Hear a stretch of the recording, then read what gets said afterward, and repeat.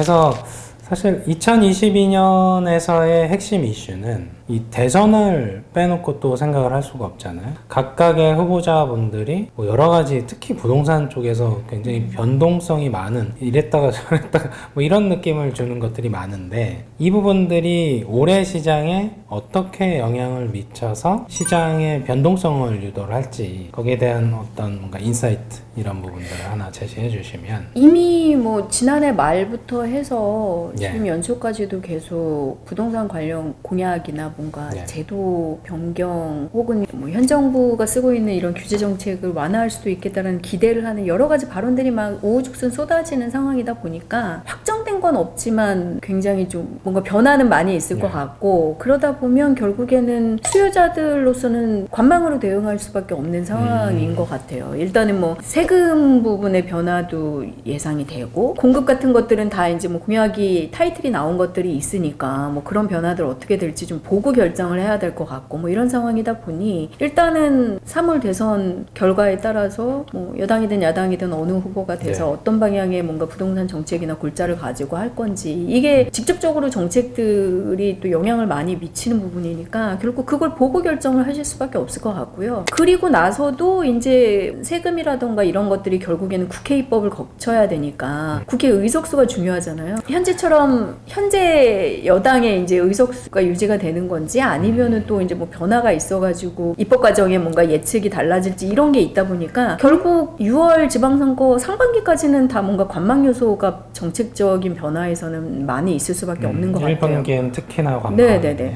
그리고 실제로 이제 누가 되든 새 정부가 출범하고 나서 공약은 솔직히 저희 경험상 공약일 뿐 이후의 정책이나 또 이런 세부적인 계획 뭐 이런 것들은 또 다른 얘기가 된 경우들이 많았었잖아요. 뭐 그 중에서 선별적으로 먼저 추진하는 정책화에 된 것들도 있고 공약으로만 남발이 되고 사장되는 것들도 많았고 그게 이제 이후의 계획들을 보고 저희 같은 소비자나 이제 투자자 입장에서는 아 이게 현실화 가능성이 있어 보인다 없다 뭐 이런 것들 판단에 따라서 뭐 어떤 지역 상품에 투자를 한다던가 뭐 이런 것들의 전략이 달라지게 되니까 그것들을 좀 더 보려면 새 정부의 부동산 관련 정책 방향이나 뭐 세부 계획들 그리고 이제 입법에 영향을 미치는 지방선거 이런 것까지 다 본다 그러면 사실 상반기는 계속 내내 좀 관망이 될 수밖에 없는 상황일 것 같아요. 그래서 저는 조금 아주 구체적으로 좀 생각을 한다면 다주택자들의 매물 잠김 같은 거에 영향을 줄 수 있는 뭔가 세금 정책 변화나 이런 것들이 직접적으로 나오지 않는다면 특히 이제 서울시장 같은 경우에는 고가 다주택 시장에서는 여전히 다들 이제 관망하면서 거래 없이 현재의 고점 구간에서 가격이 부합하는 상황일 거고 여전히 이제 좀 그래도 거래 빈도가 나올 수 있는 중저가 시장이나 대출 영향 받는 곳들에서는 사실 거래 가능한 물건이라는 게 가격대가 좀 싼 급매물 위주로만 거래가 될 거기 때문에 이제 하락하는 것처럼 보여지는 이런 상황들이 될 것 같아서 일단은 상반기는 좀 그런 정도로 예측을 하고 있고요. 하반기는 7월 말에 이제 계약일시 청구권 1회 사용 종료 물건들의 신규 계약 가격에 얼마나 좀 영향을 미칠 거냐 뭐 이런 부분이어서 선거도 끝났고 네, 임대차 네, 3법에 그렇죠. 그래서 그런 것들을 조금 가지고 이제 보고 있는데 이제 지난해 말에 뭐 상생임대인제도 이런 거를 또 정부가 얘기를 한 게 있었잖아요. 네, 22년 뭐 경제정책 방향에 이제 한 가지 나오면서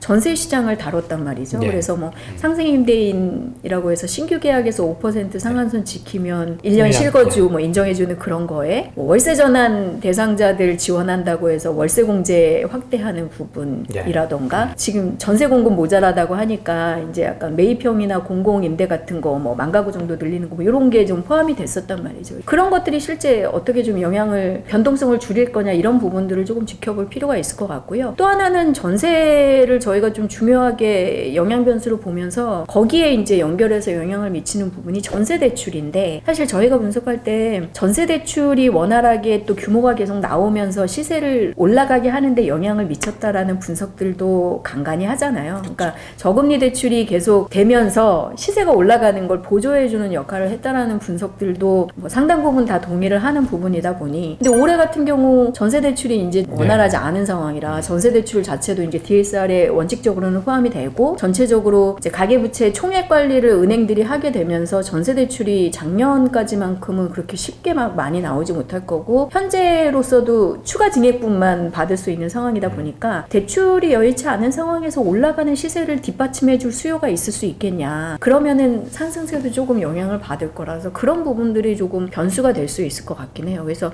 그런 것들을 보시면 아마 이제 올해의 시장 변화 수준을 조금 예측할 수 있을 것 같은데 뭐 이런 것들을 종합해 보면 결국엔 아까 말씀 나눈 것처럼 변동성은 확실히 지난해 21년보다는 줄어들 수밖에 없겠다라는 거고 대신 근데 이제 뭐 집중 활성화될 수 있는 영역들은 계속 좀 관심을 받겠죠. 그래서 대표적으로 지난해 서울시에서 그 정비사업 활성화한다고 오세훈 시장이 신통기획하면서 뭐 압구정도 신청하고 이라고 굉장히 이슈가 됐었잖아요. 신청한 거 굉장히 많기는 해서 맞아요. 연마도 네, 신청하고. 맞습니다. 그래서 뭐 강남권 특히 이제 뭐 압구정이나 대치 뭐 이런 지역에서도 어쨌든 신청한 곳들은 나왔고 대표적인 재건축 그리고 뭐 공공성 면에서 좀 더 설득력을 얻는 재개발 같은 것들이 22년에 굉장히 좀 유망한 걸로 꼽히고 있는 상황이고 상업용 부동산도 지난해까지 주거용만큼이나 가격도 굉장히 많이 오르고 거래량 시장도 굉장히 팽창을 해서 더 급격한 변동성이 가능한가 싶기는 한데 투자 관심자들은 굉장히 많기는 하거든요. 거래 가능한 물건이 그렇게 많지 않다 보니까 여전히 이제 좀 주거용 외에 투자를 원하시는 분들이 계속 모일 수는 있어서 저 같은 경우는 상업용 부동산 시장도 올해 굉장히 좀 좋게 여전히 좀 보는 편이고 코로나 거치면서 굉장히 좀 핫해진 산업 분야가 물류인데 수도권에 있는 물류 뭔가 센터 개발할 수 있는 토지 부지들이나 아니면 이미 짓거나 지어져 있는 물류 그런 창고 센터들 뭐 이런 것도 굉장히 요새 가격 이제 맞아요. 토지 가격. 높게 쳐주고 있는 상황이라 그렇게 조금 조명받는 유형들 직접 투자 혹은 그런 것들을 이제 포함하고 있는 뭐 리츠 상품 투자 뭐 이런 것들 계속 조명이 될 수 있을 것 같아요.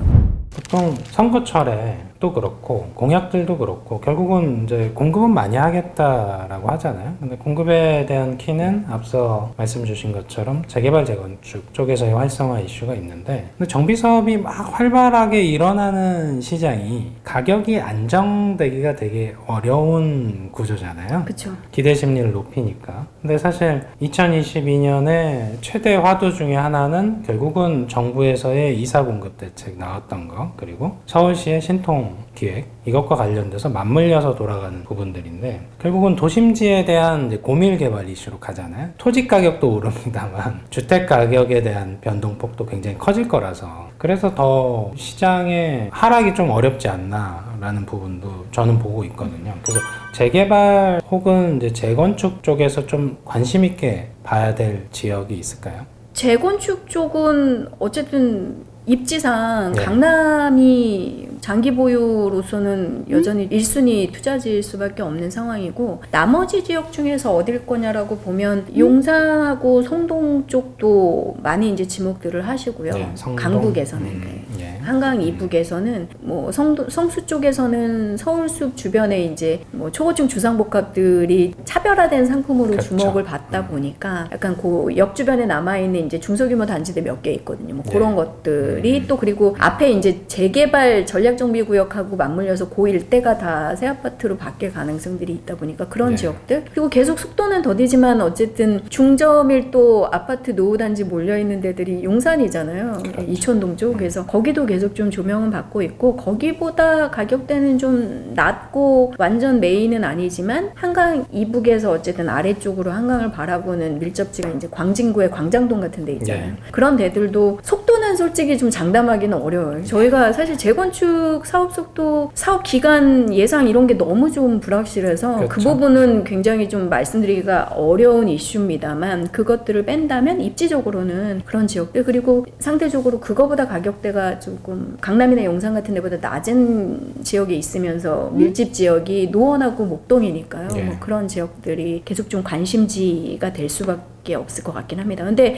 저는 약간 개인적으로 누가 됐든 다음 정부에서는 재건축을 좀 해야 된다라는 주장을 하는 편이거든요. 왜냐하면 뭐 공급 문제도 그렇지만 서울의 아파트 노후도가 전체적으로 너무 높다라고 우려가 돼서 지금 아주 좀 보수적인 통계로도 이미 한 20% 가까이 30년 이상 준공 이제 기한을 가진 아파트 비중이 늘어나서 그만큼 점점 노후화되는 주택들 그러니까 수요자들이 선호해서 밀리게 되는 주택들은 늘어 늘어나서 앞으로 이제 재건축 대상이 계속 쌓이게 되는 구조고 신축은 서울에서 계속 좀 부족한 상황이다 보니까 이제 좀 계속 단계별로 재건축을 계획을 세워서 하지 못하면 서울의 전체적인 노후도가 한 2030년만 되면 30% 넘어가게 될 거거든요. 그러면 새 아파트 집중 투자 심리라던가 가격 양극화 이런 게 더 극심해질 수가 있고 그렇게 노후도가 점점 올라가면 순서 정해서 재건축하기는 점점 더 어려워지거든요. 그렇죠. 한 번에 하려다 보면 또 한 번 할 때마다 뭐 이주 문제, 뭐 멸실 문제 이런 거 고려하면 수급 영향, 전세 영향 이런 거 고려하다 보면 아까 지적하신 것처럼 실제 가격이 오르는 이제 토지 가격이나 이제 신축 주택 가격이나 주변의 전세 가격 오르는 영향이 많아서 쉽지가 않은 부분이다 보니까 적어도 다음 정부에선 때를 놓치지 않고 해야 된다라는 생각이에요. 그래서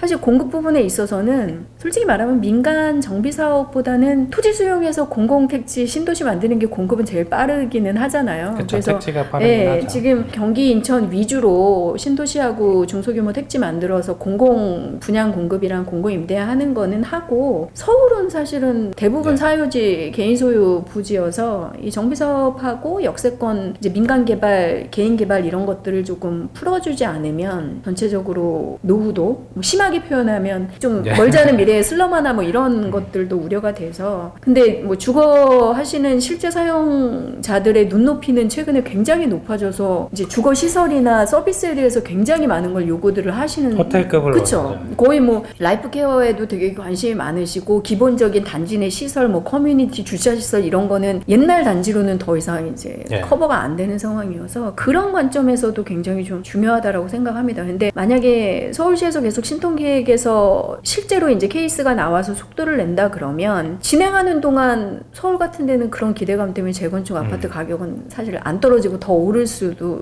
있겠죠. 그래서 가격에는 사실 반대로 가는 요소긴 합니다만 전체적인 도시 관리 측면에서는 더 늦출 수는 없다. 이런 안건이 좀 제기가 돼야 되지 않나 싶습니다. 그래서 저는 재건축 여태까지 좀 사업 진행 못해도 계속 버티고 계셨던 지분 소유주면 그래도 이제 할 때가 좀 다가온 것 같아서 조금 더 기다리시라고 말씀을 드리고 싶고 추가적인 투자하실 분들은 조합원 자격 승계 받으실 수 있는 곳들이면 예전만큼 가격이 싸지는 않지만 그 입지에 새 아파트를 받을 수 있는 가장 확실한 방법이란 면에서는 여전히 과거와 다르지 않거든요. 그래서 그렇게 접근을 하시면 좋지 않을까 싶고요. 재개발이 재건축보다는 조금 빨리 진행되겠죠. 아무래도 재개발은 좀 일반 대중들의 주거 이제 그런 여건을 향상시킨다라는 공공성 면에서는 좀 더 시장의 이해가 크니까 일반 아파트 단지들 재건축보다는 좀 더 될 텐데 재개발 지역들도 아직 좀 알짜들이 남아 있기는 해요. 그래서 시장에서 많이 보는 데들이 대표적으로 이제 노량진 뉴타운하고 그리고 이제 영등포역 뒤쪽에 이제 몇 개 진행되고 있는 구역들, 그러니까 주상복합 올라가게 되는 그런 구역들, 그리고 뭐 아까 말씀 나눈 이제 성수역 한강변 쪽에 있는 구역들, 뭐 이렇게 좀 대표적인 재개발도 인프라가 좋고 위치 입지가 뛰어난 몇 개 구역들이 있으니까 그런 곳들은 투자 관심을 가지시는데 가격대가 뭐 많이 저렴하지는 않습니다. 지분 가격도 마찬가지로 많이 올랐기 때문에. 근데 뭐 아직 이제 5억에서 10억 사이로 지분 투자하실 수 있는 소규모 그런 것들이나 아니면 상가나 오피스텔 받을 수 있는 비주거용 지분이나 이런 것들도 좀 상황에 따라서는 살펴보실 대상이 될 수 있을 것 같아요. 그래서 그런 부분들의 대안으로서 사실 시장에서는 리모델링을 요구하기도 해요. 왜냐면 1기 신도시가 한 30년 정도 돼가니까 그 지역들을 차라리 고밀 조금 더 한 뭐 지금 한 15층 정도니까 35층, 40층, 뭐 50층 이 정도 수준에서 높이를 높여주면 물론 이제 리모델링은 불가능한데 리모델링은 한 3개층 정도 올릴 수 있긴 한데 이게 워낙 한 30만 가구 정도 되잖아요. 1기 신도시가. 그럼 리모델링만 해도 꽤 세대수 증감이 있다는 거죠. 거기에 대한 전망은 따로 평가하시고 계신 부분이 있을까요?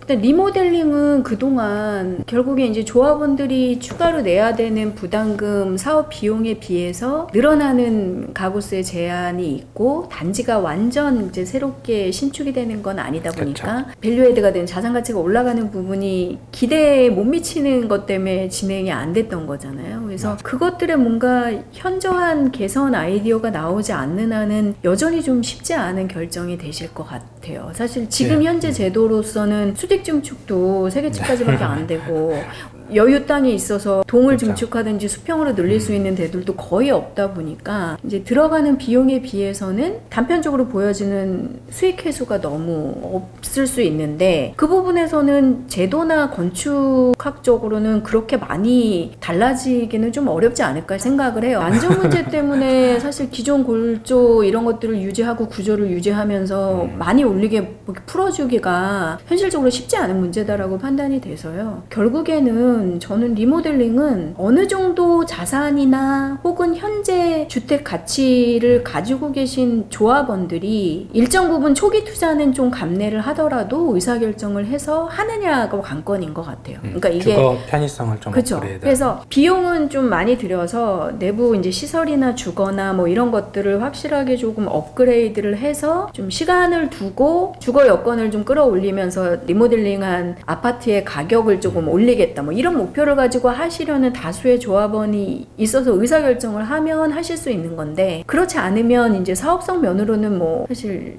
뭐 이렇게 선택하기가 굉장히 어려운 문제다 보니까 쉽지 않을 것 같아요. 그래서 올해의 대표적인 이런 유망 사업 분야로 일기 신도시 특히 이제 분당 같은 네. 상대적으로 가격대가 높은 리모델링 시장의 사업 추진 가능성이나 그에 따른 이제 가격 상승 말씀하시는 전략가분들도 계신데 저는 여전히 좀 쉽지 않을 것 같기는 쉽지 않다. 합니다. 가지고 계신 실제 거주하시는 그런 대상지의 소유주시라면 초반에 내가 비용을 몇 억 정도 더 쓰더라도 더 나은 주거 환경에 살겠다 혹은 그걸 통해서 자산 가치를 좀 올리는 정도의 만족을 하겠다 뭐 이렇게 되면 동의해서 진행하실 수 있는 건데 그게 안 되면 사실 저희가 증축 문제가 뭐 그렇게 확 완화가 돼서 할 수 있게 변하지도 않을 거고 사업 비용을 줄일 수 있는 방법도 그렇게 많지 않을 거거든요. 그래서 네. 여전히 좀 할 수 있는 곳들은 제한적이지 않을까 싶습니다.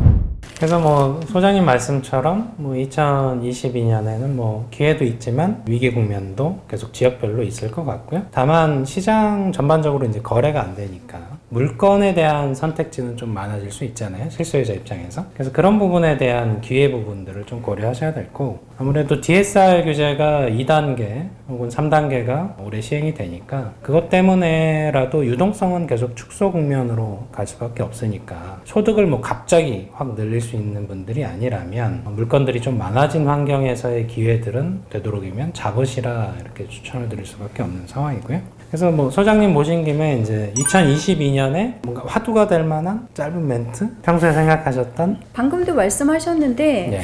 22년이 굉장히 지역 상품별로 각각 다른 양상을 보일 수 있는 저희 뭐 차별화? 영업 표현 같은 걸로 하면 뭐 디커플링 되는 네. 그런 상황이니까 그것들에 대해서 좀 더 이제 고민을 하고 투자 전략이든 계획이든 세우셔야 되는 거고요. 금리가 확실히 부담이 되기는 해요. 네. 그래서 약간 대출 계획에 대한 것들도 재정비를 하셔야 되지만 금융 비용 늘어나는 것들도 이제 조금씩은 신경을 쓰셔야 될 것 같고 개인분들의 입장에서는 아까 이제 물건 선택지나 아니면 매수위가 가능해진다라는 부분이 말씀해 주신 것처럼 될 수도 있긴 한데 현재까지의 매물 시장을 보면 대부분 급매물로 내놓을 수 있는 약간 상급지가 아닌 곳들 혹은 좀 상품성이 그 안에서도 조금 약한 것들 위주로 물건들이 좀 더 나오고 거래가 되는 상황이어서 의사결정하실 때 가격뿐만 아니라 계속 보유나 거주하실 상품으로 적합한지를 판단을 하셔야 될 것 같고 저희가 이제 세금 문제라던가 재원 마련 문제 때문에 예전처럼 쉽게 이렇게 뭐 갈아타기나 이동이 네, 쉽지가 그게 않고 어려워요. 첫 집을 어디에 만드느냐가 거의 제 마지막 주거지가 되기까지도 하는 심각한 상황이다 보니까 급매물이 좀 있거나 하더라도 그 지역에 투자를 하는 게 맞는가 이런 첫 주택 주거지 결정 이런 것들을 좀 더 민감하게 고려를 하셔야 될 것 같고요. 그럼에도 불구하고 변곡까지는 아직 아니지만 변곡으로 가는 이제 마지막 구간일 수도 있다는 말씀 드려서 주의는 하셔야 되지만 그래도 여전히 저희 같은 일반 대중들은 이 실물 자산 부동산 투자가 상당한 향후의 자산 축적에 영향을 미치고 가장 좀 그래도 자산을 확대할 수 있는 좋은 상품이기는 해서 여건이 어쨌든 1주택 거주주택 마련 부동산 투자는 계속 하셔야 된다라는 말씀을 좀 마지막으로 드리고 싶습니다. 2022년에도 똘똘한 집 한 채 이슈는 지속이 네, 되겠죠? 지속이 될 수밖에 없을 것 같습니다. 오늘 말씀 감사합니다.